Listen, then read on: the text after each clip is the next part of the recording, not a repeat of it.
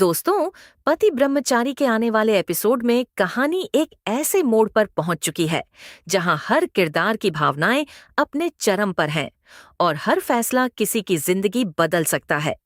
क्या सूरज की कामयाबी ही उसकी सबसे बड़ी कमजोरी बन जाएगी, या फिर वह अपने दिल और जिम्मेदारियों के बीच सही रास्ता चुन पाएगा? कहानी की शुरुआत होती है उस शानदार पार्टी से जो सूरज के आईएएस बनने की खुशी में शहर के सबसे बड़े होटल में रखी गई है। चारों तरफ रोशनी है, मेहमानों की भीड़ है और हर कोई नए कलेक्टर सूरज की तारीफ कर रहा है। सूरज अपने परिवार के साथ सबका स्वागत कर रहा है। उसके चेहरे पर मुस्कान है, लेकिन उसके अंदर कहीं न कहीं एक अधूरापन अब भी छुपा हुआ है।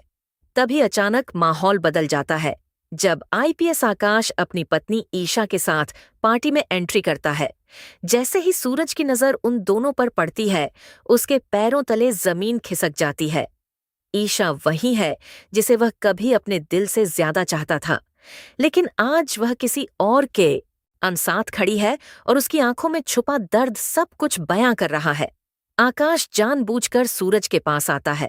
उसके चेहरे पर एक अजीब सा घमंड और चालाकी नजर आती है।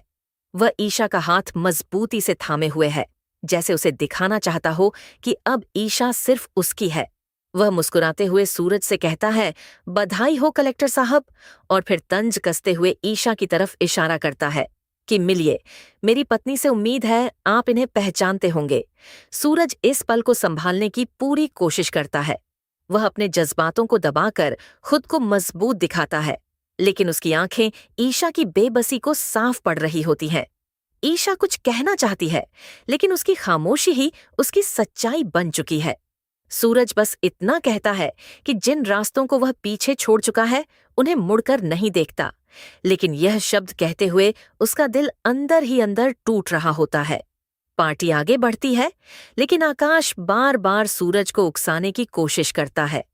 वह जानबूझकर ईशा को उसके सामने लाता है, कभी उसके कंधे पर हाथ रखता है तो कभी उसके बाल ठीक करने का दिखावा करता है। हर हरकत में एक चुनौती छुपी होती है, जैसे वह सूरज को उसकी औकात याद दिलाना चाहता हो। ईशा इस सब के बीच बिल्कुल खामोश है।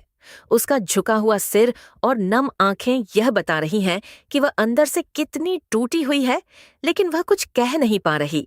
उसकी यही चुप्पी सूरज के दिल को चीर रही है और उसका गुस्सा धीरे धीरे बढ़ता जा रहा है।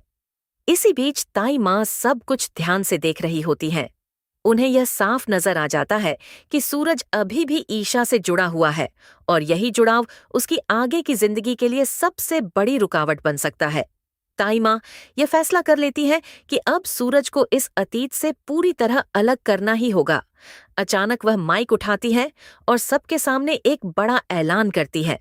वह कहती है कि आज का दिन सिर्फ सूरज की सफलता का ही नहीं, बल्कि उसके नए जीवन की शुरुआत का भी दिन है।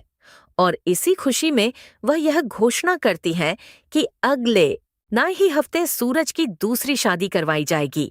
यह सुनते ही पूरे हॉल में सन्नाटा छा जाता है। हर कोई हैरान रह जाता है। खुद सूरज भी इस फैसले के लिए तैयार नहीं था। वह ताई माँ की तरफ देखता है, जैसे उसे जवाब मांग रहा हो, लेकिन शब्द उसके पास भी नहीं है। दूसरी तरफ ईशा का दिल पूरी तरह टूट जाता है। उसकी आंखों में आंसू आ जाते हैं, लेकिन वह फिर भी कुछ नहीं कहती। उसकी खामोशी ही उसका दर्द बन जाती है। उसे एहसास हो जाता है कि अब शायद सूरज उसकी जिंदगी से हमेशा के लिए दूर हो जाएगा। लेकिन आकाश के चेहरे पर एक अजीब सी मुस्कान फैल जाती है। उसे लगता है कि उसका प्लान पूरी तरह कामयाब हो गया है। उसने जो चाहा था वही हुआ। सूरज और ईशा के बीच की आखिरी उम्मीद भी खत्म होती नजर आ रही है। अब सवाल ये है कि क्या सूरज ताई माँ के इस फैसले को मान लेगा? क्या वह सच में अपनी पुरानी मोहब्बत को भुलाकर एक नई जिंदगी शुरू कर पाएगा, या फिर उसका दिल उसे ऐसा करने से रोक देगा? और क्या ईशा कभी अपनी चुप्पी तोड़ पाएगी, या वह इसी दर्द के साथ जीने के लिए मजबूर हो जाएगी?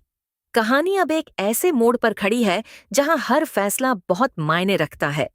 आने वाले एपिसोड में यह देखना बेहद दिलचस्प होगा कि सूरज अपने दिल और जिम्मेदारियों के बीच क्या चुनता है और क्या किस्मत एक बार फिर इन तीनों की जिंदगी को बदलने वाली है।